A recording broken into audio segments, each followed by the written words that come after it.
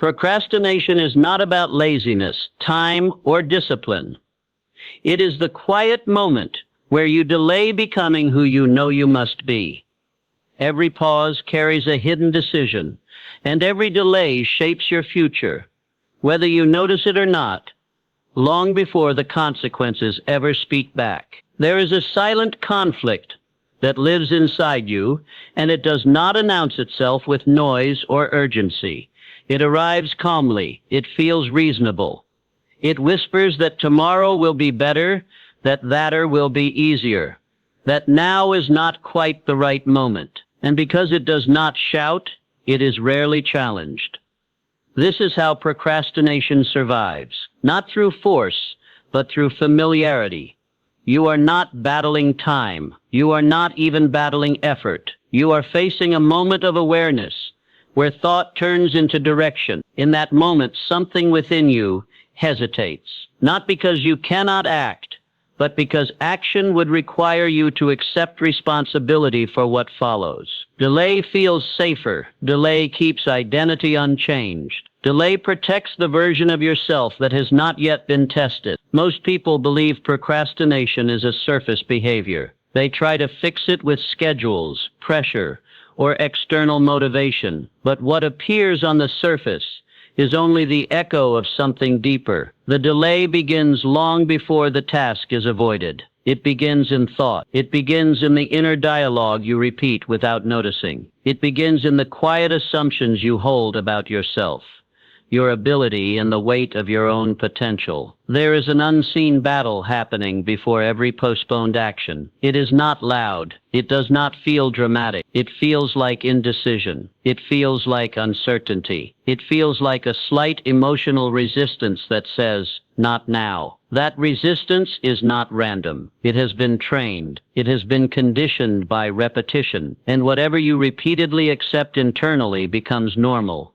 even when it limits you. When you hesitate to begin, something inside you is asking a deeper question, not whether you can do the task, but whether you are ready to align with the person who follows through. Action forces identity to move forward. Delay allows identity to remain familiar. The mind often chooses what is familiar over what is necessary. This is why procrastination feels strangely comfortable. It does not feel like failure. It feels like relief. For a moment, pressure dissolves. Expectation fades. Responsibility loosens its grip. But this relief is temporary, and it carries a cost that is rarely felt immediately. The cost is internal order. Each delay quietly weakens trust in self-command. Each postponed decision trains the mind to believe that intention does not require execution. You may not notice this erosion as it happens. It does not announce itself, but over time, it shapes how you see yourself. You begin to think of effort as heavy. You begin to see discipline as unnatural. You begin to assume that focus is something you either have or do not have. These thoughts do not appear suddenly. They are built slowly, through small agreements made with delay. The mind is always learning from what you do, and equally from what you avoid. It watches how you respond to inner resistance. It records whether your decisions are final or flexible, and it adjusts its expectations of you accordingly. When you repeatedly postpone, the mind learns that discomfort leads to escape. It learns that intention can be negotiated. It learns that action is optional. This is the hidden conditioning beneath procrastination. It is not about the task in front of you. It is about the relationship you have with your own word. Each time you say you will act and do not, something subtle shifts. Your inner authority weakens, not because you failed once, but because the mind begins to doubt your command. And yet, this same mechanism holds the solution, because the mind does not judge. It only responds. It accepts patterns as instructions. If delay can be learned, so can decisiveness. If hesitation can be conditioned, so can follow through. The same quiet process that built procrastination can dismantle it. But before change occurs, awareness must sharpen. You must see procrastination not as a flaw, but as a signal that thought has drifted from direction, a signal that inner order has been interrupted, a signal that something within you is waiting to be brought back into alignment. This is where the real work begins, not with force, not with urgency, but with observation, with noticing the moment resistance appears, with recognizing that the delay is not about time, but about belief. Because the moment you see procrastination clearly, it begins to lose its power. When you observe that moment of hesitation without judgment, something important becomes visible. You begin to see that procrastination is not an action, but a habit of thought. It is a familiar mental pattern that activates automatically when effort approaches meaning. The mind does not resist work itself. It resists what the work represents. Every task carries an emotional weight beneath its surface. It represents responsibility, exposure, growth, or change. And the subconscious mind responds not to logic, but to emotional signals it has learned to associate with experience. If action has been linked to discomfort, pressure, or self-doubt, mind seeks distance. It does this quietly by suggesting delay. The subconscious does not speak in words, it speaks in feelings, a slight heaviness, a subtle unease, a vague sense that now is not ideal. These sensations feel natural because they have been rehearsed. They are the result of repetition. Every time you delayed in the past, the mind learned that avoidance brought relief. And relief is a powerful teacher. This is how silent programming occurs, not through dramatic moments, but through small, repeated responses. The subconscious mind accepts what you repeatedly do as evidence of who you are. It does not analyze intention. It records behavior, and it builds belief from patterns, not promises. When delay becomes habitual, it shapes expectation. The mind begins to assume that resistance will always be followed by postponement, so it presents resistance sooner. The moment you consider starting, the familiar sensation arises, not because the task is difficult, but because the pattern is established. This is not failure, it is conditioning. Understanding this removes shame. Procrastination is not a moral weakness, it is a trained response, and anything trained can be retrained. But retraining does not happen through sudden intensity. It happens through consistent, deliberate repetition in the opposite direction. The subconscious mind responds to what is dominant, not what is occasional. One moment of motivation cannot undo years of practiced delay, but a steady pattern of small, intentional actions can quietly reverse it. The key is not to overpower resistance, but to stop negotiating with it. Each time you pause to debate whether to act, you strengthen the habit of delay. The mind interprets negotiation as uncertainty, and uncertainty weakens command. The subconscious responds best to clarity, to simple, non-emotional direction. When action becomes immediate and unquestioned, the mind begins to adjust. This is why small actions matter more than dramatic effort. When you act quickly, even briefly, you send a new signal. You show the mind that resistance no longer determines behavior. Over time, the emotional charge attached to beginning fades. What once felt heavy becomes neutral. What once felt difficult becomes routine. Repetition is the architect of belief. Not repetition of words, but repetition of response. Each time you move forward despite discomfort, you quietly rewrite the program. The subconscious begins to associate action with relief instead of avoidance. Confidence does not appear first. It is formed through follow-through. Most people wait to feel ready before they act, but readiness is not a prerequisite for movement. It is a byproduct of consistency. The feeling you are waiting for is created by doing, not before it. When you understand this, you stop asking permission from your emotions. The mind learns fastest from what you do when you do not feel like doing it. Those moments carry the strongest signal. They teach the subconscious who is in command. Each time you act without drama, without force, without hesitation, You reinforce inner authority. This does not require intensity. It requires calm decisiveness, a simple inner statement that says, "This is what happens now," not because it feels good, not because it is easy, but because it is aligned with who you are becoming. As this pattern repeats, something subtle shifts. Resistance still appears, but it no longer controls direction. The mind begins to trust your decisions. It stops generating excessive hesitation because it no longer expects negotiation. Inner noise quiets when leadership is consistent. This is how procrastination dissolves, not through pressure, but through quiet reconditioning. Thought habits change, emotional responses soften, action becomes simpler, and without realizing it, you begin to experience a new relationship with effort. But this process reaches its true power only when thought becomes infused with belief, when action is no longer mechanical, but supported by inner certainty. That is where faith enters, not as hope, but as an internal alignment that steadies the mind. As action becomes more consistent, a deeper force begins to awaken within you. It is not excitement. It is not motivation. It is a quiet sense of inner agreement. This is the beginning of faith. Not faith in outcomes, but faith in your own direction. Faith that does not depend on emotion, but on repeated evidence created by your behavior. Belief is not formed by convincing the mind with words. It is formed when the mind witnesses consistency. Each time you act despite resistance, the subconscious records a new truth. It begins to accept that you are someone who follows through. This acceptance does not arrive suddenly. It settles slowly, like calm water after disturbance.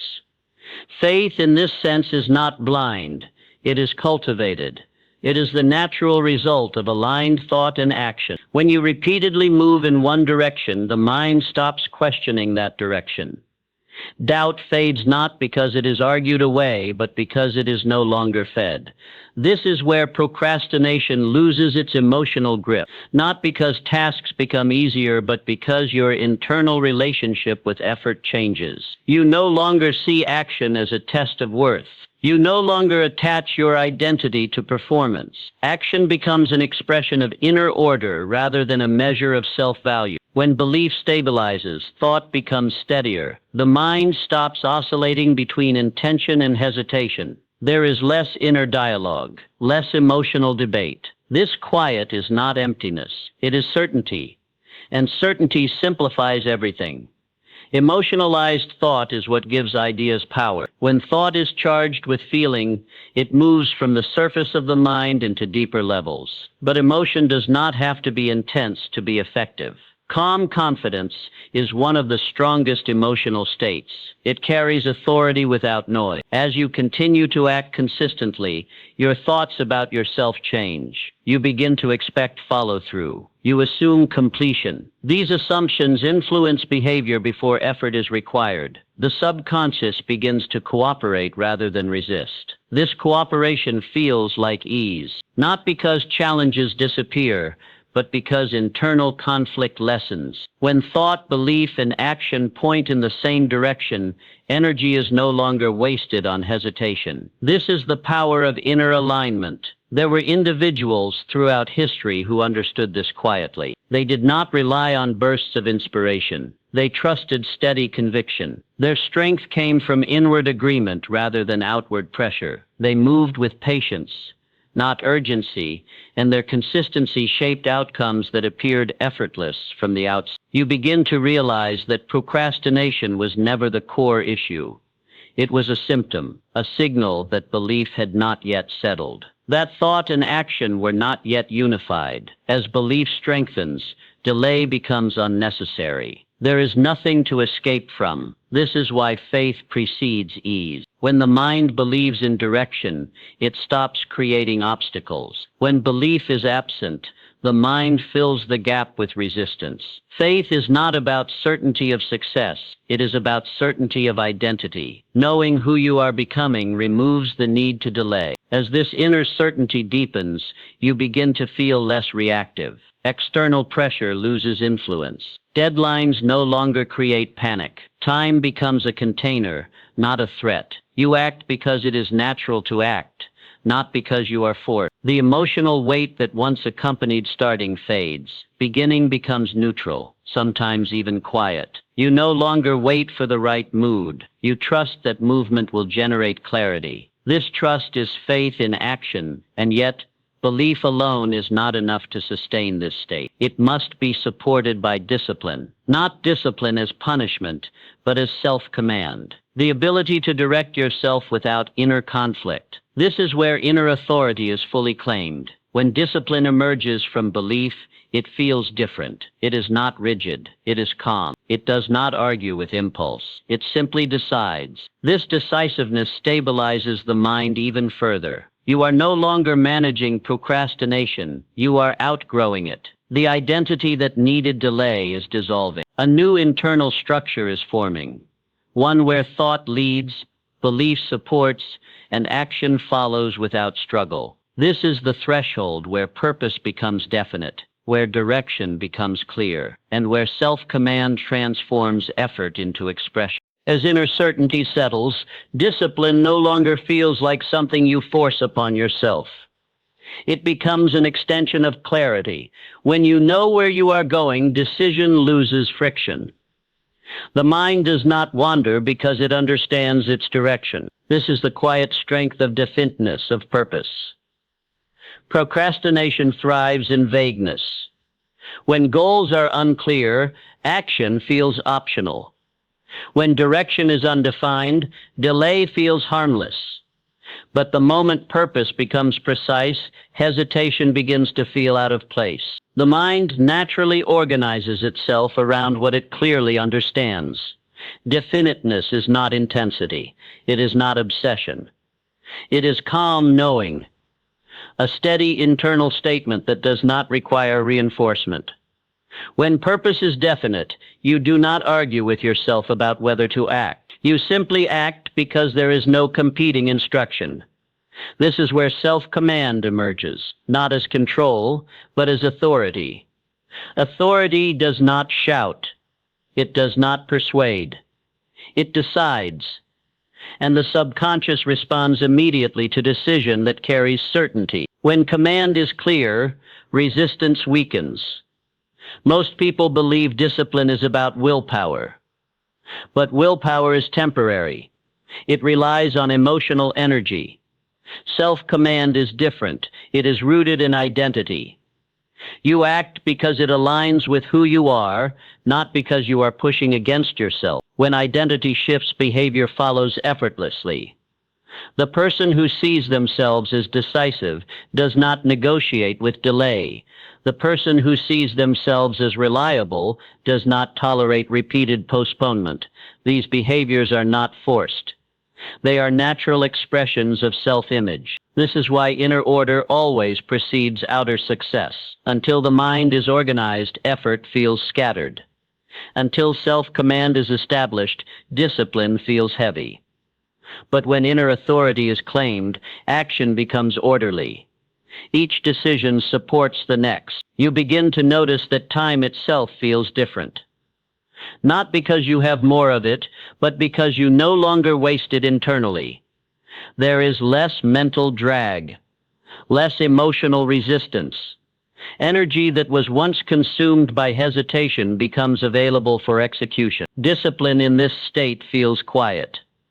It is the absence of debate, the absence of excuses, the absence of emotional bargaining.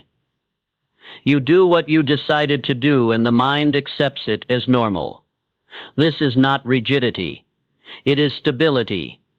You remain flexible in method, but firm in direction. You adapt without abandoning purpose. This adaptability is a sign of strength, not weakness. It shows that self-command is not fragile. When procrastination appears now, it is recognized immediately, not as a temptation, but as a signal that clarity needs reinforcement. And instead of indulging the delay, you return to purpose. You remember why the action matters, not emotionally, but structurally. Purpose gives discipline meaning. Without meaning, discipline collapses. With meaning, discipline sustains itself. You are no longer managing behavior. You are expressing alignment. This inner authority changes how you experience challenges. Obstacles no longer feel personal. They are simply conditions to navigate. You do not delay because something is difficult. Difficulty does not alter direction. It only informs adjustment. This is the mindset of those who quietly shape their lives, not through bursts of effort, but through consistent command. They do not rush. They do not hesitate. They move steadily, guided by inner order. As self-command strengthens, the mind grows calm. Anxiety fades because decisions are settled. Doubt fades because identity is clear. Procrastination fades because there is nothing left to avoid. You are no longer trying to become disciplined. You are disciplined because you have decided who you are. This decision echoes through every action, every thought, every moment of effort. And as this state stabilizes, something profound occurs. You stop thinking of yourself as someone who struggles with delay. That identity dissolves. In its place emerges a new sense of self, one that moves with quiet certainty. This is not a dramatic transformation. It is a subtle one, but it is permanent because it is rooted in law. The law that inner mastery determines outer results. The law that order within creates effectiveness without. This is the threshold of transformation, where identity shifts, where mental mastery becomes natural, where effort feels aligned instead of forced. At this stage, something unmistakable becomes clear.